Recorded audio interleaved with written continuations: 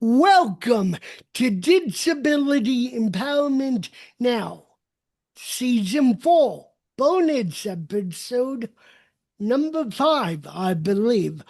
I'm back with my dear friend Alaina Morin, and we're doing a mini series on the spiritual recovery of Depeche Mode. Alaina, welcome back to the show.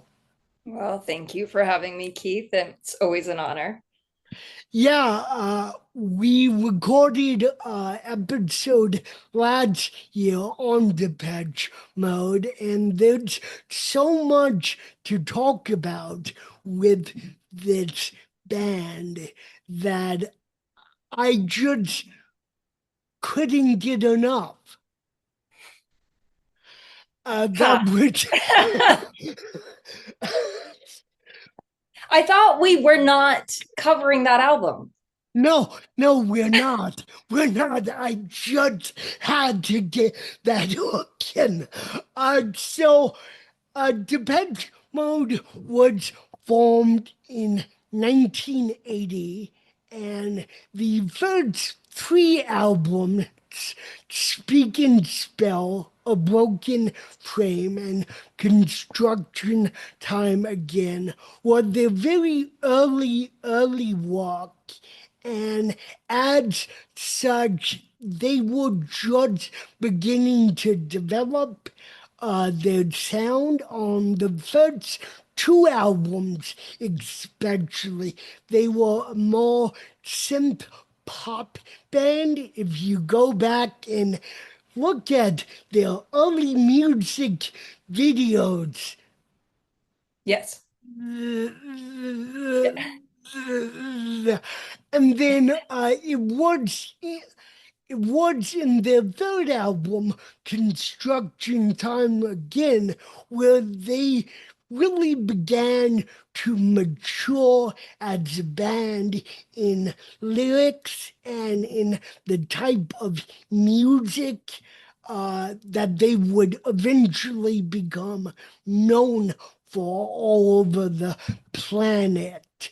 But it was 1980s Ford's Some Great Reward, uh, which is the album we're beginning our discussion on, the final track of that album. And I love that we're starting here a song called Blasphemous Rumors.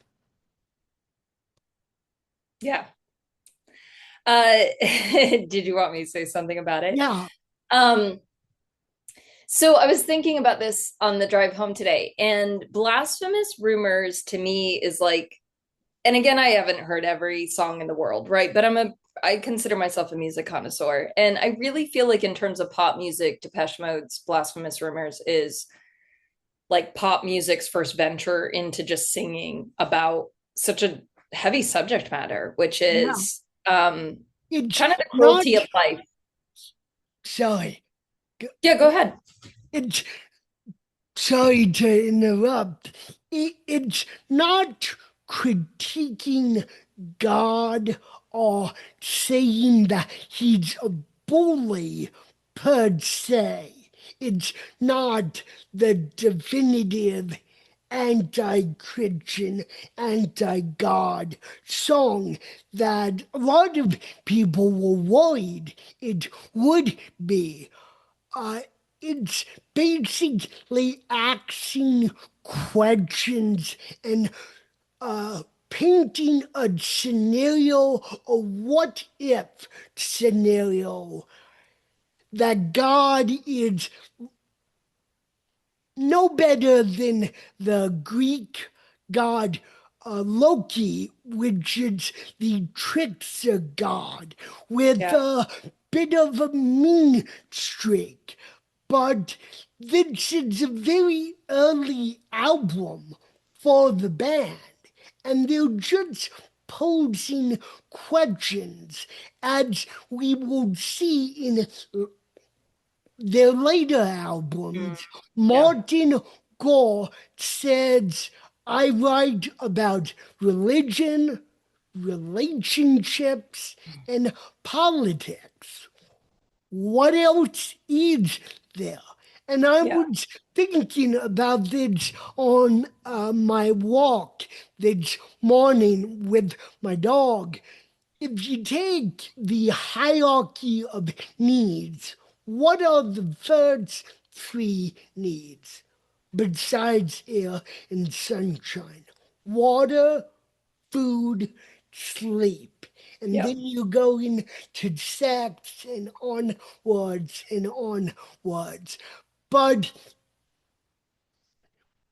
breaking down the hierarchy of subject topics, which everyone can relate to no matter where you are in life, everyone can relate to some kind of religion persecution or trauma, some kind of relationship, be it good, bad, or ugly, or sometimes all three, and politics. Yeah. Even if you're apolitical or the most die-hard political fanatic, politics will affect everyone. You Hmm. cannot hide your head under a rock or tunnel to the center of the earth and not be affected by politics or Right. relationships or religion in some vein. So his notion is very apt. I mean, for three topics, he basically picked them right out the gate. But I interrupted you. What were you saying? You're fine. I think that ties everything in, right? Is we're talking about like faith and religion, right? And and then we'll have some further episodes about love kind of mixed with that religion and higher faith. And I think what you're saying ties into all that. And Blasphemous Rumors is really that kickoff point for them. If we're ignoring the two albums, right? The first two albums we kind of, honored Martin Gore saying felt like not really Depeche Mode. And so if you're starting from Construction Time again and going up, um, Construction Time was really political, Yeah, and just a very big commentary on what was happening in England, what was happening around the world, um, observations about greed, right, and kind of enslavement to the system. And I think Some Great Reward, like you said, started to bring out Martin's really philosophical side and spiritual side. And at this point, they also had not had any dramatic life changes either. And so I think it's really fascinating that they were so young. yeah. We're talking early 20s, and they had not had their drug addictions yet. They had not had any overdoses yet. There was no, Alcoholism, nothing. yeah. And I was watching one of their documentaries on it, and they were stating that this was actually really kind of out there song for them, that they just felt it. It just felt natural, and they were excited for it, and they knew the public might not receive it well. Um, I also think out of Depeche Mode, aside from the one they, what was the one they hate that we talked about last time? It's Something called a heart. harder. Home. It's called a heart. I love that one. Yeah, But you're right. I was watching documentaries, and there's one from like the late 90s or early 2000s that Dave said that it's their least favorite. He confirmed he does not like that song. And I think Blasphemous Rumors, ironically, is as simple lyric as that one. But I think because of the yeah, subject matter and the way the music layers, and designs, it's far more impactful.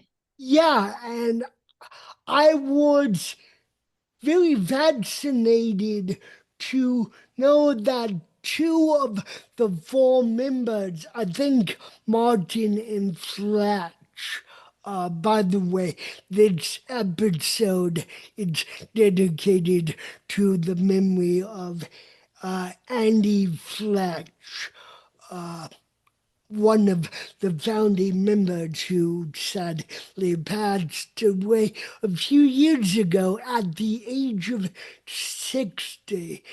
60 is now considered young to Yeah. pass away It from. is. Yeah. Uh, a lot of us, hopefully, are living a lot longer. Let's keep it that way.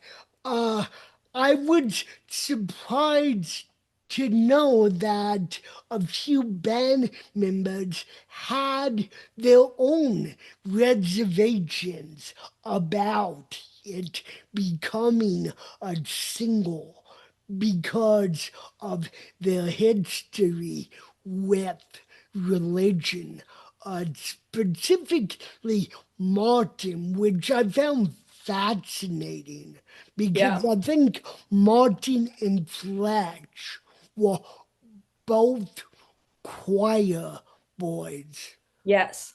Yeah. Yeah. And so, but yeah, on thirds or 50th lesson, it sounds like you're bashing God or they're bashing God. But on closer listening, it's more we don't know, we're just guessing. And they Yeah. use the very insightful, which we'll get to later, uh, story of a young woman who was a drug addict, tried to commit suicide, found God, and then Yeah. 2 years later got killed in a hit and run or Yeah. something like that. And they probably made that up. I mean, but it's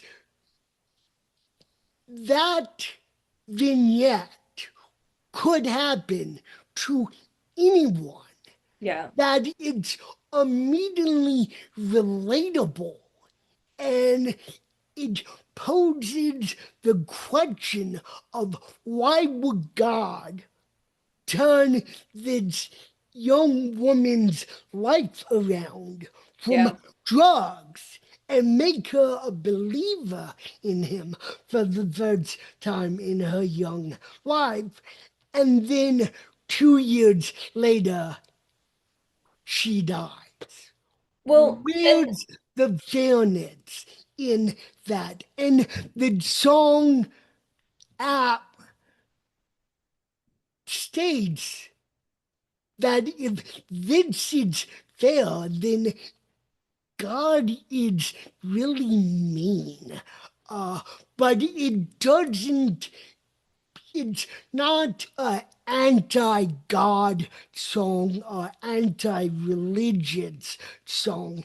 They're just wrestling with all these types of questions. I also, and I know we need to move on to the next songs, but I think too, with that storyline that he takes this young woman, after the breakdown, right, they come back with the lyrics that as she passes away, birds were singing in the summer sky. And I think, as you said, that well, it initially sounds like it's against God, right? And suggesting, the absence of, a higher power. At the same point, like the distinct lyric of birds were singing in the summer sky and then came the rain. And once again, a tear fell from the mother's eye, which is this implication that, we die, but then it's a beautiful day.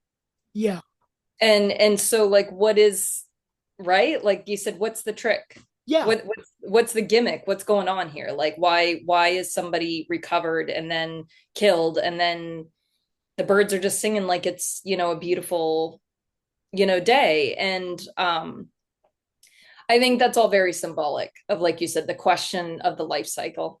But I know we were talking about how that came out the year you were born, but we should move on to Black Celebration, which is the year I was born.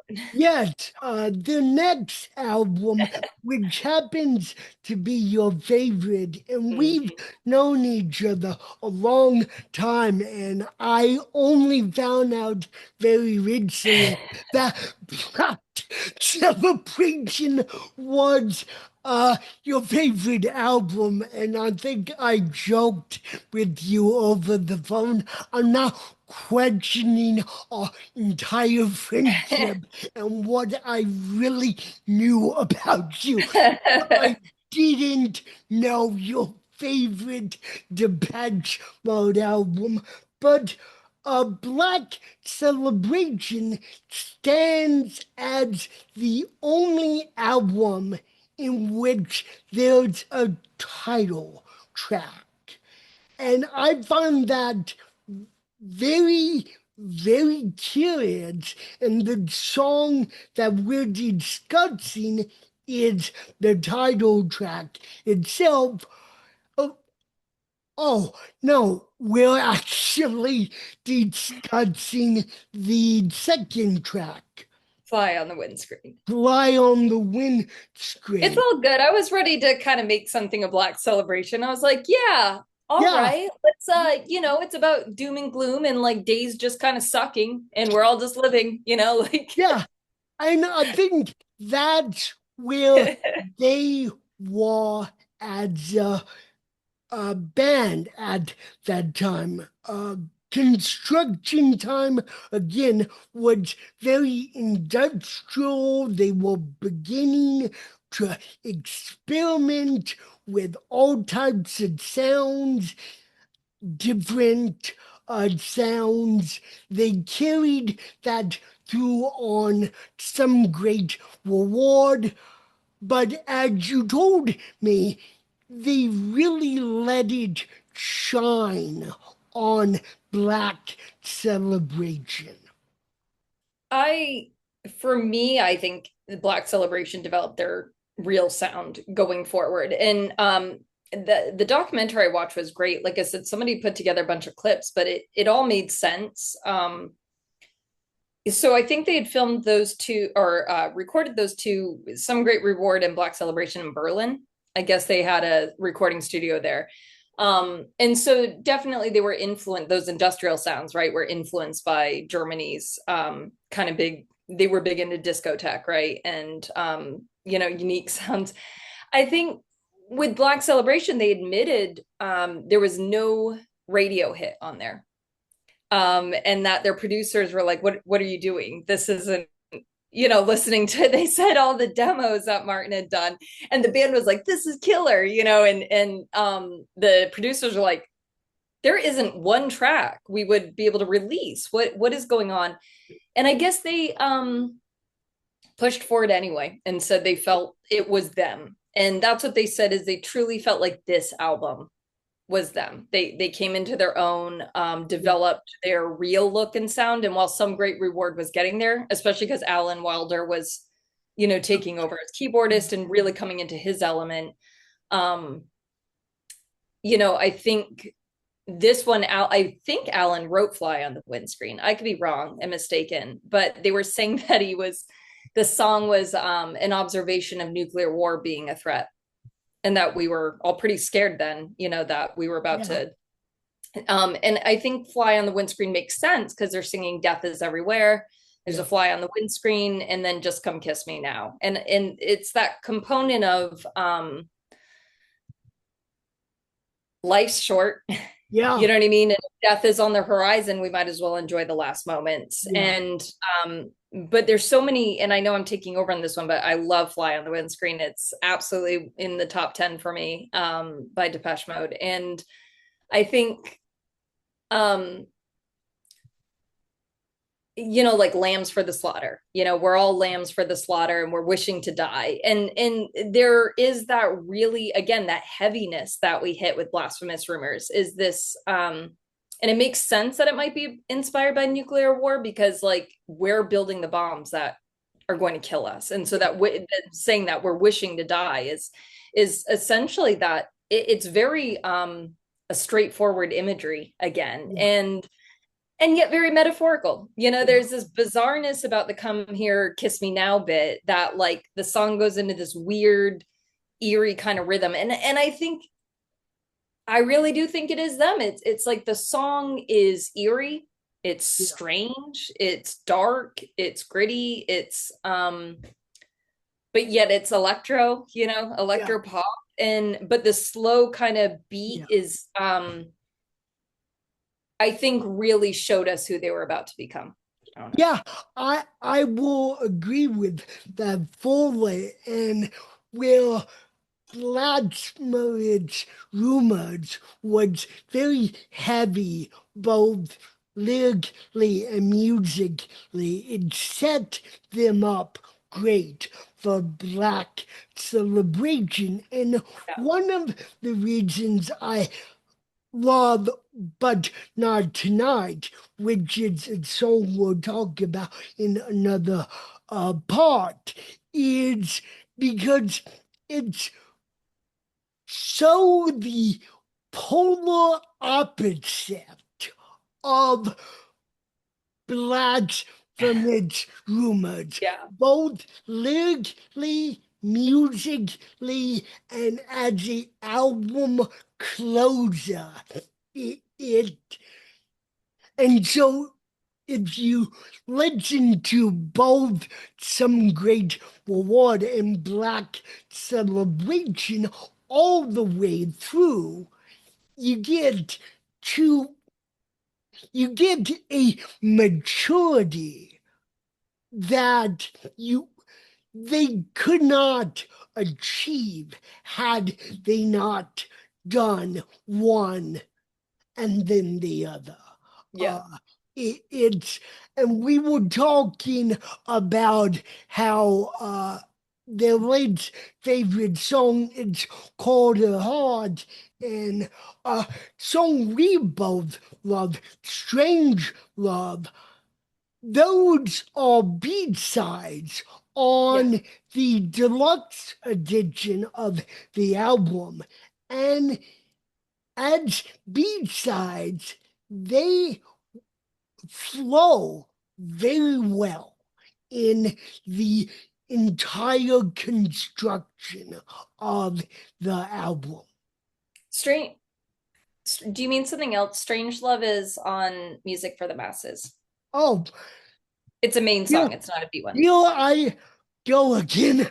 Uh, No, yeah, I was like, I'm curious. Now I'm trying to think of what the B side is for. shake the disease, shake the disease. Oh, Yeah, oh, I no, love Shake the yeah, Disease. That yeah, should have been on Black yeah. Celebration. No, I mean, so not strange love, shake the disease, and it's colder heart when you put those two after, but not tonight. Yeah. It's just another continuation Mhm. of the already great album. Yeah. And so I just wanted to plug that. Oh, I'm Uh, gonna plug one more B side. yeah. Christmas Island is Oh, also yeah. a B-side to Black Celebration. It is epically music. It's just music and it like no lyrics. And yeah, so I'm just gonna plug that And because that, I think, one of the only songs that Gore and Alan Ward wrote together. yeah, that also should have I felt like Black Celebration should have been a longer album. I think due to its concept, it could have sustained all of those B-sides. It's Yeah, really unfortunate that they didn't make the cut. yeah. But we're charging on to their next uh, album, which is called Music for the Masses. And we are talking about the song Sacred. Yeah. Um I like so I had told you that I have two thoughts about this one. I don't want to take over, so cut me off. You know what I mean? But Sacred talks Yeah, about What? Never. Never. Okay. Sacred talks about spreading the word of God, right? He's acting as a missionary. And again, the lyrics are very straightforward. I think that is what's fascinating about some of their religious songs is they're cheeky by just being like flat and but still leaving you wondering what they're singing for.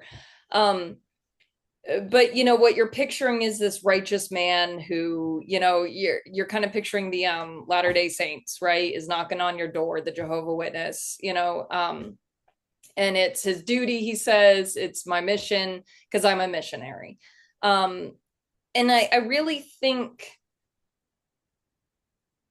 it's either playing from the angle of you know, like it's sarcasm, Yeah. right? Or really is the viewpoint of the missionary. And it's always been kind of I've always loved that, the tongue in cheek of it, because it's a playful song. And I think that's why I've always interpreted it as it's kind of sarcasm about religion, right? Is that like, because he says to put it in a word and write it down. And that is walking on hollow ground. And so Yeah. that lyric to me has always implied that the Bible's hollow, the words are hollow, you know, the preaching is hollow. That's how I've always interpreted the song. The fast beat, the pacing, the way he sings it. But again, he sings it kind of like the missionary, like the preacher. And so it's a fascinating song. Yeah. And the song titles and the album titles, their sarcasm and ironicness, meaning the bands, would become as much a staple for them in how they uh, promoted themselves and their body of work Yeah. as the industrial music that they've become known for. Uh, I know on the DVD documentary they said the album title came from when Martin Gore was rummaging through a thrift shop and he saw an album called Music for the Millions. And Oh, uh, the they just found it ironic coming off of Black Celebration, which they all thought would be the big, glorious hit album. And so it's a little tongue in cheek reference to, and let's be real, Black Celebration and music for the masses sold well, comparatively speaking, for the time, but there was no magnum opus yet. yeah. And the irony of music for the masses being called that, and yet they weren't popular worldwide yet, was that that did make them popular worldwide. That was their big breakthrough in America. Yeah, Beyond just little clubs, they finally got to do the Rose Bowl. yeah, And the whole documentary, one Depeche Mode 101, follows their daring, bold maneuver to stay in the US a little bit longer and do this yeah, last minute Rose Bowl concert for they I think they said for like discount tickets, and they had yeah. people coming from all over the country, and they were like, we could play to an empty stadium. And I was watching this behind the scenes footage, and it was quite hilarious when it said it occurred to them that they were playing outside and there was no way to hide if the seats weren't filled. You know, that stadiums have like curtains and things they can put up. And they were like, we're having these like documenters show up and we made this huge deal. And we have no idea if anybody here even likes us. Yet. Um, and I thought that was really funny. They apparently were doing a tour of Mexico and decided to take that daring chance on the Rose Bowl. And so music for the masses did become music for the masses, is made And itself. there's a family connection to 101. Uh, the director of that whole documentary uh, was D.A. Pennybaker. And before he did that, he was a part of Drew Associates. And Mm, Robert Drew uh, pioneered a movie film technique called cinema verdi. mm, mm, And uh, Robert Drew was married to Anne Drew. And Andrew was my mother's best friend. And so there you go. And I discovered that as I was unwrapping the deluxe edition of 101, mm. because I take research for my episodes very seriously.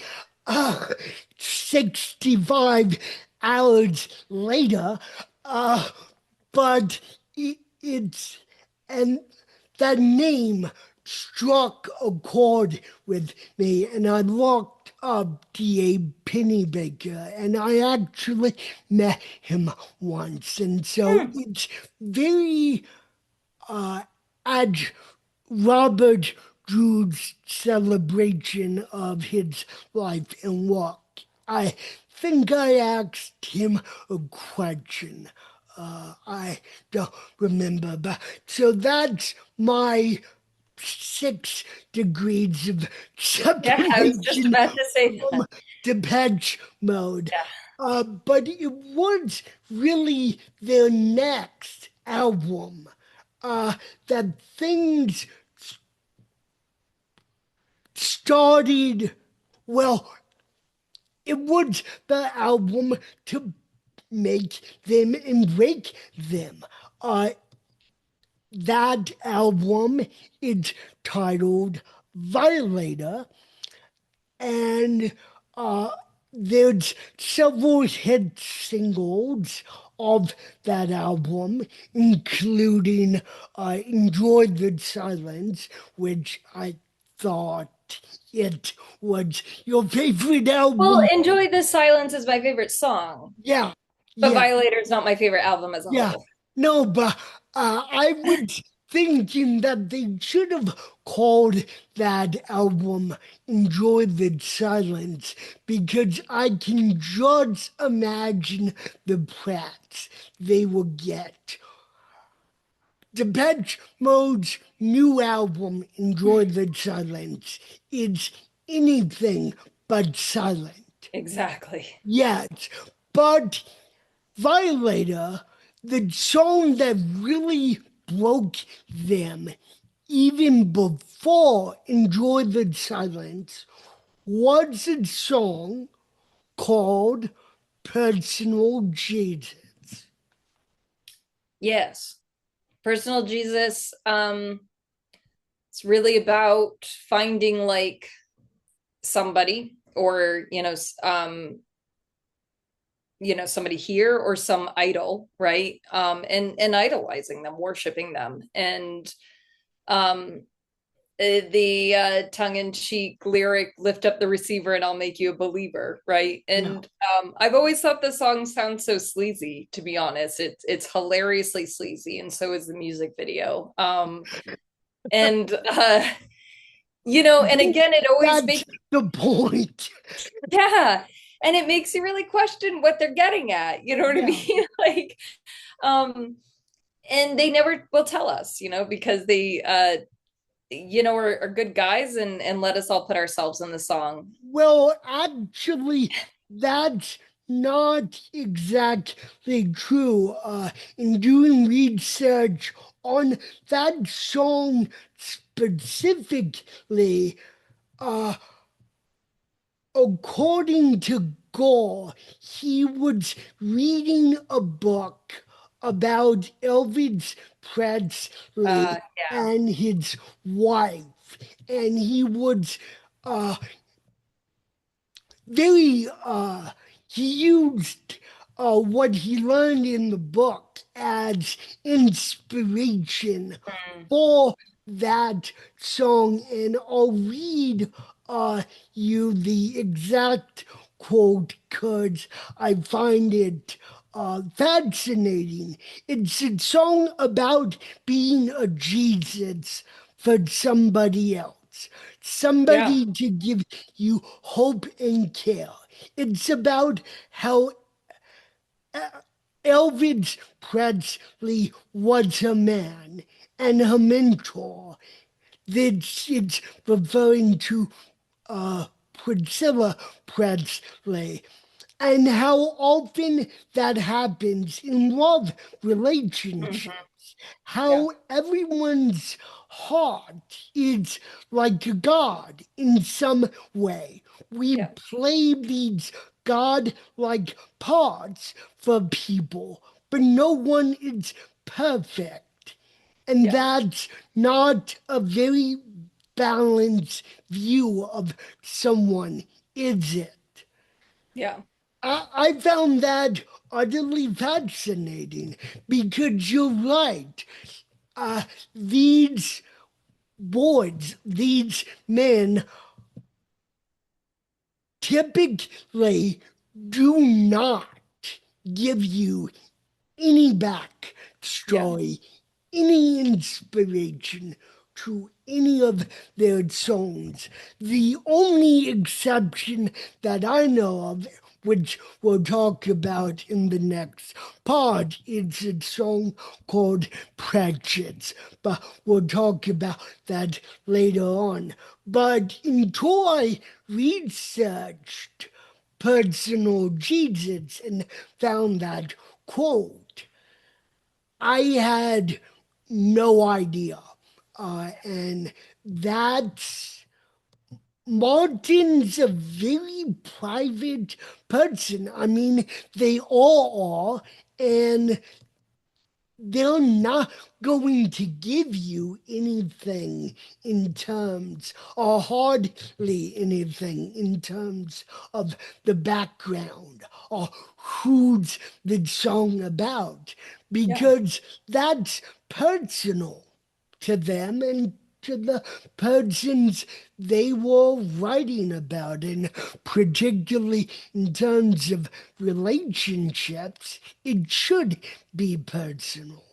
Yeah. But we get now to my favorite album, that it's the first album that I publicly and privately fonded over, like almost to a manic obsession point.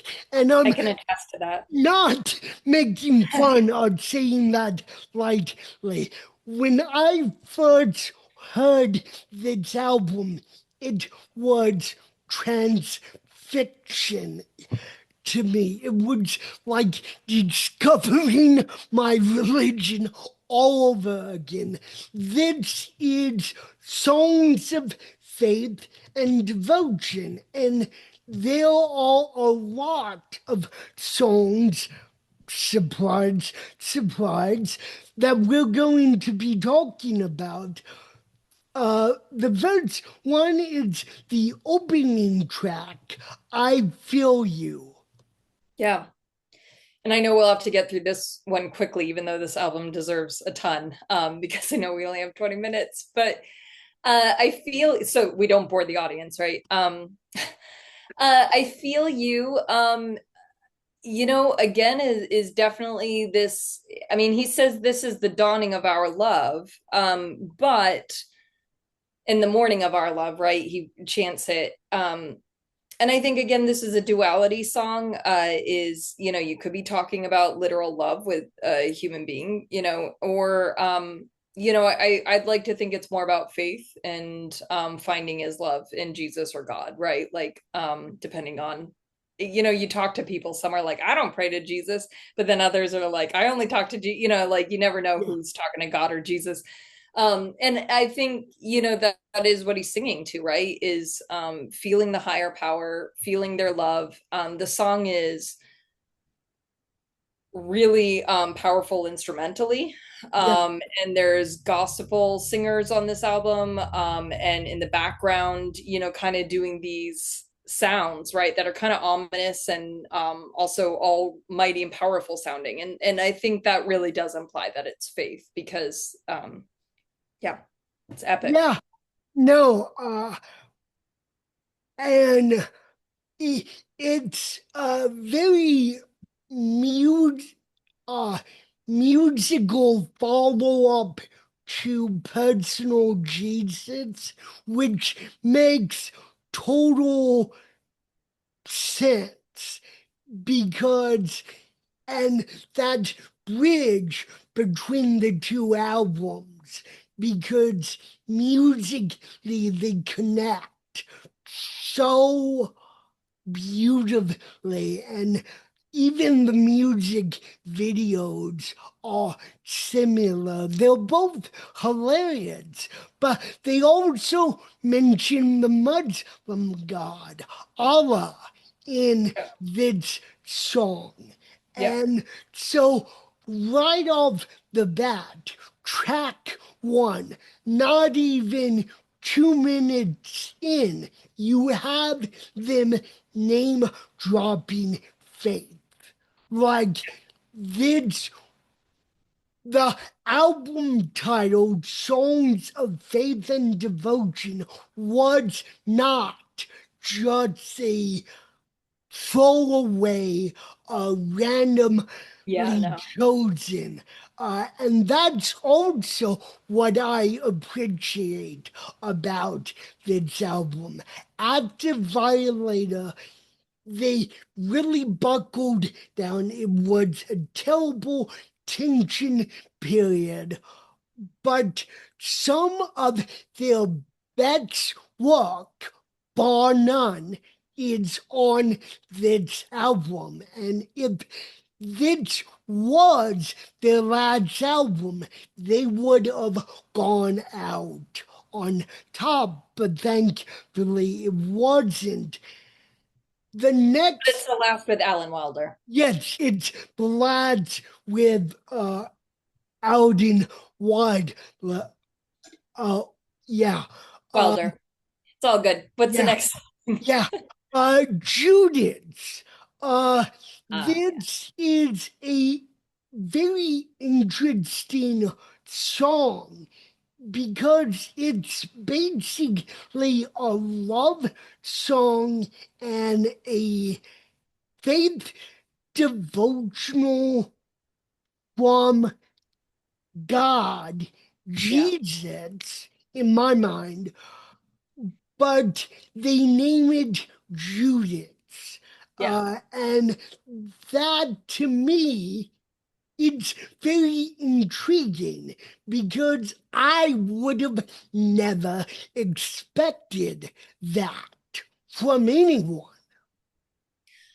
I think the intention behind the song is about entitling it Judas is about our flaws and Yeah, imperfections, right? Judas is persecuted for tattling, but really that's our version, right? That a lot of yeah, people are quick to throw stones. And I think um that their implication is that when you're in relationships, loving relationships, they're bound to fail, they're bound to have issues, and that the point is to work through together, right? And to I think follow the teachings of Jesus, right? To love and there's this kind of story about Judas and the doubting Thomases and kind of the negative sides of the story of Jesus, right? These disciples. And it's yeah, I think that's really what it is. I think Judas is titled in terms of saying, talking about humanity itself is we are flawed people.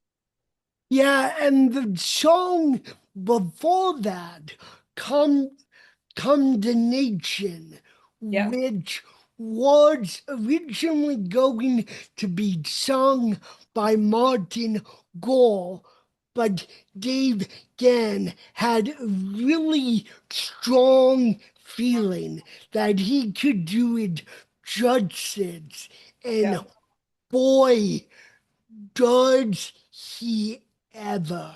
The music video is, at least in Intense. my mind, amazing.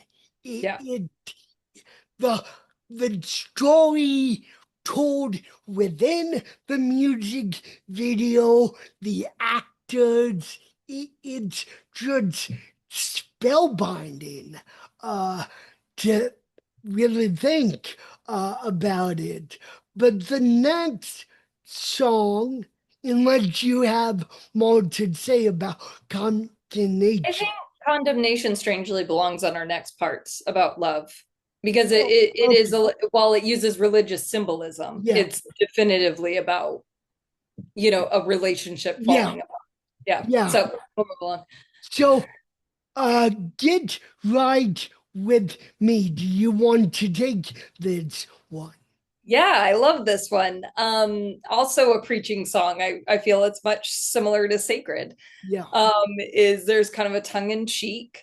Are you really singing realistically? Because there's these beautiful lyrics. Life is such a short thing, and I cannot understand, it's but then there's kind of this get right with me, the preacher, reaching his hand out, singing his faith. Um, I love it. I love the sermon. The whole song is a sermon. yeah, Friends, if you've lost your way, you'll find it again someday. I'm like it in the way he sings it in kind of these staccato sentences, yeah, which is not typical of Dave. And it's very thematic and goes with the entire concept of the album. So that's how I interpret that song. I think it's it is, I think, a well-intentioned song, but has just a smidgen of their cheekiness. I don't think they ever let that go. They tend to yeah, not let their yeah. guard down, No, um, which we'll get to their new album, Memento Mori, in later parts. But I feel like that's might be the only album I've heard them be sincere. I yeah, think a lot of their songs are always a little edgy. yeah. And I mean, it carries on uh, with Higher Love, and then also One Tourette's. But we're talking more about Higher Love. What does that song mean to you? um, Again, I think wanting a closeness to a higher faith, whether it be God, Allah, as we mentioned earlier, whoever, right? I think this whole album is a nod to religion itself. So whatever higher being that is, and he's clearly wanting to transcend himself. You know what I mean? He says, "I surrender all my soul." Um, I really think that, and he says moved by a higher love, right? And so I think the whole concept is a self-discovery, and kind of that desire to be his higher self, and you can only be your higher self in his vision through finding the higher power, the higher love, and trusting them. I fully agree, and it's the closing track of that album, and it's just a masterful album Yeah, like Black Celebration, but it's a lot more targeted in they knew going in to this album what they wanted to talk about. And in my research, I found out that it's really a bluesy rock album, absolutely. which blew my mind because I had never thought of it that way. But it was finding the instrumentals somewhere that really expanded my entire conception of just how bloody brilliant this album is. Well, even going back to their inspiration from Elvis is, I really feel like this is the first album Dave starts crooning on. Yeah, It's not every song, but you know what I mean? yeah, He hits it in Condemnation, in I Feel You. There's this kind of vibrato. He starts putting it more into his voice, this kind of like waviness that Elvis always had. yeah, And so I would have to agree with you that Elvis was also blues. So yeah. I mean, a song we'll talk about in the next series. If there's one song on this album that I go absolutely goo goo gaga for, uh, it's In Your Room. But we'll talk about that in a later.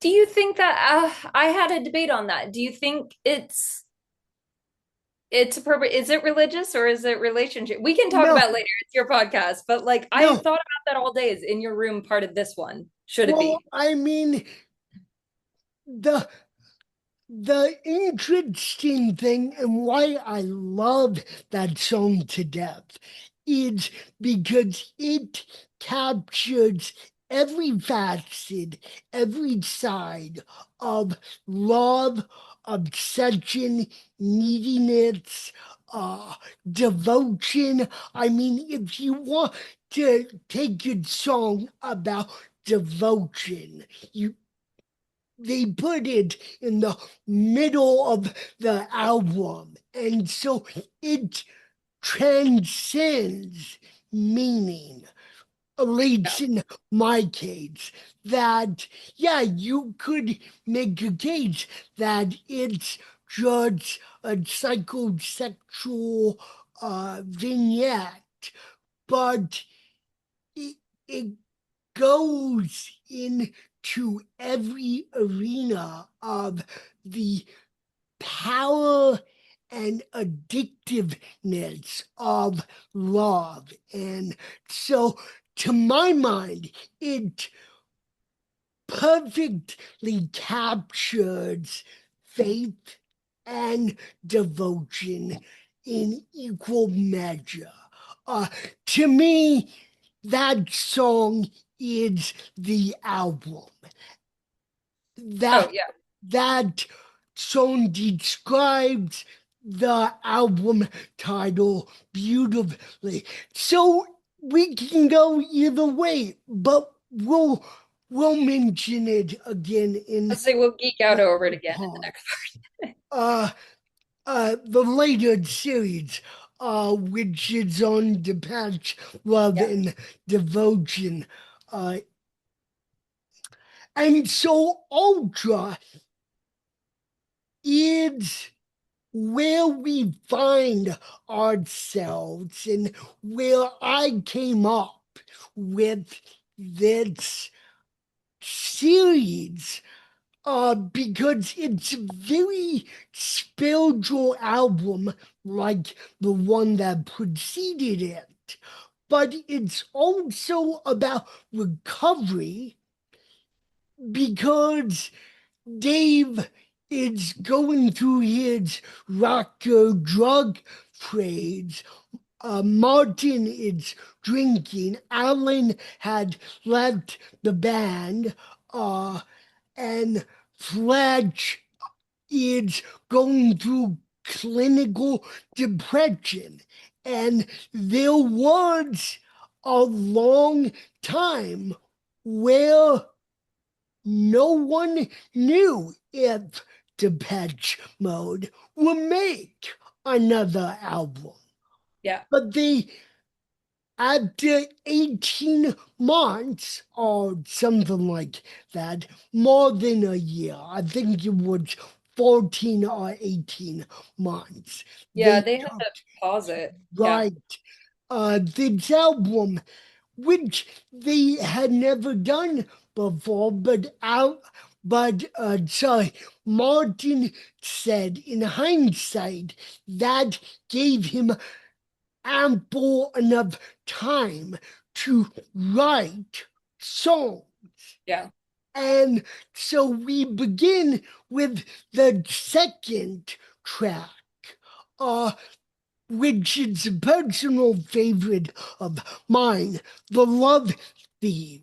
Mm, And this song we can also debate if it's a religious song or if it's a relationship song. I think yeah. it's both, but in listening to it, I heard way too many religious Yeah. overtones that I was like, this had to be in the episode. I feel it's definitely a religious one. Listening to it the other day, I really think it's about all the systems that take love away from us, right? Like, Yeah, they talk of times where it's like kings and queens, right? Take the money from the poor. And we're talking about thieves and paupers and, and all these um scenarios in life that kind of fail the masses, right? Like a mass group of people. And I think the implication is that the love thieves are that like 1%, yeah. right? It's the top people at the top, and they destroy what could make the world a better place, and thus create love, right? And that's how I've always interpreted that. Did you want to talk about the next song, Home? I believe it Yes. was. Home is my favorite on Ultra, and also in my top 10. Um, I think Home, if we're going back to how difficult this album was to make, is just so the audience knows how challenging Dave didn't even have his voice due to his severe heroin addiction. They sent him home, and when they went back out to visit him in LA, wondering if he was better, he OD'd Yeah, when they came to visit him. And so he was in recovery, that he finally went to a recovery center. And so recording this album with his actual voice was after recovery, seeing the world with sober eyes for the first time in years. And like you said, Martin was in the throes of alcoholism, and Andy had been depressed since Songs of Faith and Devotion, even leaving that tour on the later half of it because of it. I think Home really, and Martin has opened up more about this one too. Again, they open up once in a while about songs, and yeah, he describes some of his alcoholism as really um, his drive for this song, why he sang it.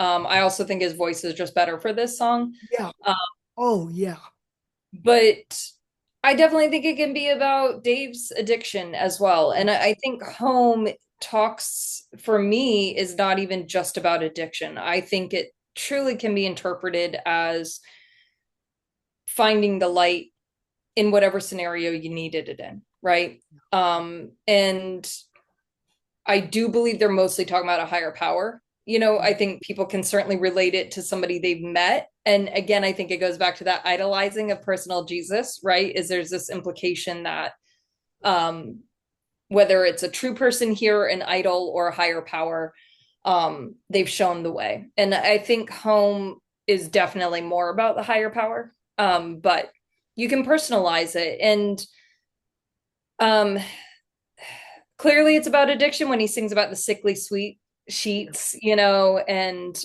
clinging to his back and his knees, and feeling desperate, yeah. and yeah, it's an incredible song about a journey, a rough journey, and finding their way through it. Yeah,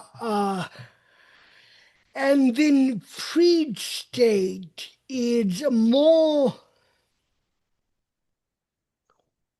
Oh, and we forgot to talk about Mercy in You and My Joy on the last album. We'll double back on the Oh next yeah, we got a few. to those songs, but Freed State is more generally religious. Mhm. It what? I said, yeah, Oh, I thought completely. you didn't. I thought you'd say, uh-uh. Uh, No, yeah, this song is straight up about, like, legitimately he sings, it's about yeah, self-discovery with God. yeah. Yeah. It's uh, and now I can't find the list again. Oh well. Sorry, I Uh, screwed your speech up about Free State. no, a freed state is uh founded. Freed state is one of the ones where it's more about the personal development of the self rather than talking about God or some Yeah, deity or some devotion. And that's why I really wanted to include it yeah, because it's talking about faith, but from a very different angle than they usually do.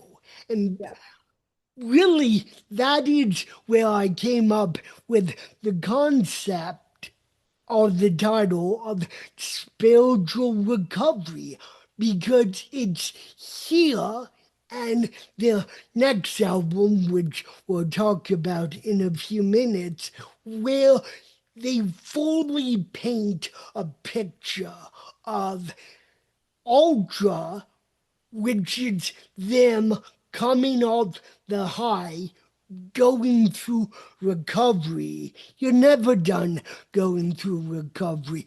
But right. for this analogy, we'll say the next album, Exciter, is them on the other side of the darkness of going through recovery. But before we get to Ultra, before we get to Exciter, we have two more songs on Ultra. Yeah, The bottom line, which is to me the quintessential love ballad, and at least in my mind, the only song they've ever written that could be placed on any album. Like, you wouldn't, yeah. personal Jesus would only fit on Violator. Mhm. In Your Room would only fit on Songs of Faith and Devotion. Yep. I've listened through their entire catalog again. This time I didn't speed through it like a drug addict. But uh, the bottom line is the only song, in my opinion, that they could put on any of their albums and it would fit. Agreed. Yeah, I don't want us to feel like we have to rush through bottom line and insight, I think is the next one too, yeah. because I think we're going to do Exciter on the next part. Uh, you had wanted to finish out the 90s. Uh, Exciter, I hate to tell you, bud, is 2001. Oh, yes, yes. No, you're right. Well, we'll lead in So, to wrapping up about insight and uh, our final thoughts on Ultra. yeah. So, insight is you know what? Actually, I want to go back to bottom line for a second Yeah, because I just think you're right. It only fits Ultra. And like rhythmically, literally, this album is phenomenally cohesive. yeah, And I did read about that their producers pushed for a more tame album, and yeah, in tameness, they really hit a very spiritual side. And I think you're right. His bottom line is just again about fate, things meant to be, yeah, and Martin's voice is phenomenal. Again, Martin really rules Ultra with his yeah, songs. yeah. And I think Insight is the softer side of Dave. We finally really see a soft side of him. And Martin's, I think the ending with the give love, Yeah. is just Martin's voice perfectly complements him. But I think Insight is really just about again finding that inner wisdom, right? The answers, the feeling of um knowledge or something's there, you know what I mean, a trust and in the world. And he says that the spirit of love is rising within me and talking to you now. And it's yeah, I think it's a phenomenal like it's kind of like the end towards the end of the album, and it Yeah. really sends it off quite, well. Actually, I think the bottom line lyrically athletes could fit on any Depeche Mode album. But I agree with you musically and rhythmically, it is only it could only be on Ultra. I view the last four songs on Ultra, Sixth of Night, which we didn't talk about, Freed State, The Bottom Line, and Insight, particularly Insight, would sort of a teaser whether or not the band knew it at the time Yeah, of what was to come on their next album, Exciter, which we will talk about in our next part. Alaina, it's always a pleasure, and if I may be cheesy, your friendship is very much, to me, like some great reward. that is cheesy. I got nothing. I'm terrible with puns. I'll see you Thank you. soon, I my friend. thank you so much. I cherish our friendship. I'll see you soon.